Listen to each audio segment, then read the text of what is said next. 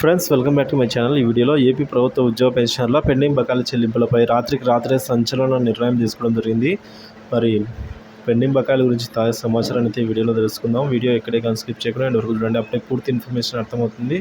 అలాగే వీడియో నచ్చినట్లయితే లైక్ చేయండి. సబ్స్క్రైబ్ అవ్వనట్లయితే మన ఛానల్ని సబ్స్క్రైబ్ చేసుకోవడం ద్వారా నేను చేసే ప్రతి ఒక్క వీడియో మీ వరకు రీచ్ అవుతుంది. సెప్టెంబర్ 1న సిపిఎస్ ఉద్యోగులు చెలో విజయవాడ అండి.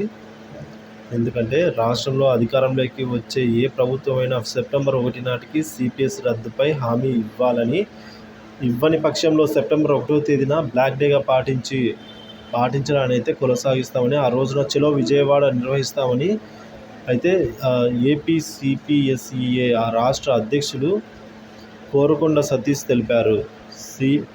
సిపిఎస్ బకాయిలపై జూన్లో ఆందోళనలు. ఏపీ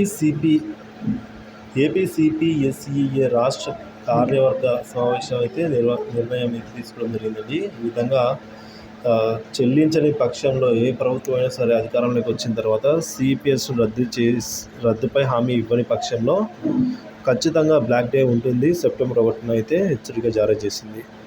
సో మరి సిపిఎస్ ఉద్యోగులకు జరిగిన ఈ అన్యాయానికి బాధపడకుండా ఉద్యమానికి సిద్ధంగా ఉండాలని అయితే పిలుపునిచ్చారు.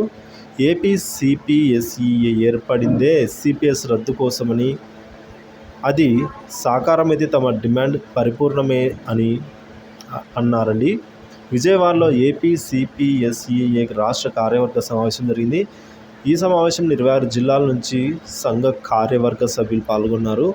ఇటీవల జరిగిన ఎన్నికల తదుపరి పరిణామాలపై ప్రాథమికంగా చర్చించిన అనంతరం సిపిఎస్ ఉద్యోగుల చిరకాల సమస్యను పరిష్కారం చేసుకోవడానికి వీలుగా భవిష్యత్తులో అనుసరించవలసిన విధానాలపై ఈ సమావేశంలో చర్చించారు. సో భవిష్యత్ కార్యాచరణపై అధ్యక్ష ప్రధాన కార్యదర్శులు సతీష్ గారు అయితే 26 జిల్లాల ముఖ్యంగా అయితే ఈ విధంగా చూసుకున్నట్లయితే సతీష్ గారు మాట్లాడారండి. సో గత ప్రభుత్వంలో ఉద్యమం కొనసాగించామని, ప్రస్తుత ప్రభుత్వ హయాంలో కొనసాగించామని, సో రాబోయే రోజుల్లో ఏర్పడే కొత్త ప్రభుత్వం కూడా కొనసాగుతుందని ఈ ఉద్యమం అని అయితే చెప్పారు. సో ముఖ్యంగా సిపిఎస్ రద్దు అయ్యే వరకు ఏపీ సిపిఎస్ఏ పోరు ఆగదని అయితే తెలిపారు. సో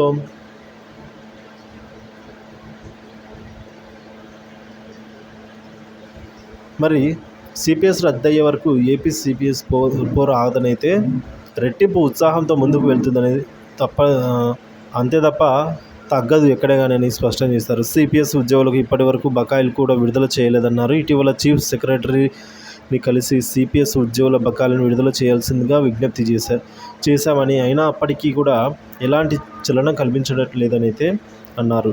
బకాయిలపై వచ్చే జూన్ నెలలో ఉద్యమానికి సిద్ధమవుతామని అయితే ఈ సందర్భంగా హెచ్చరించారండి.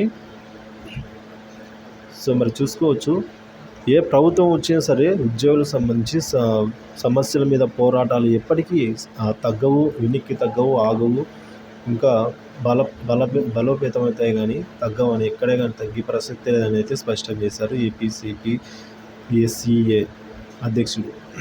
వివరాలు నచ్చితే వీడియోని లైక్ చేయండి. ఇలాంటి వీడియోస్ కోసం మన ఛానల్ సబ్స్క్రైబ్ చేసుకోండి. Thank you for watching this video.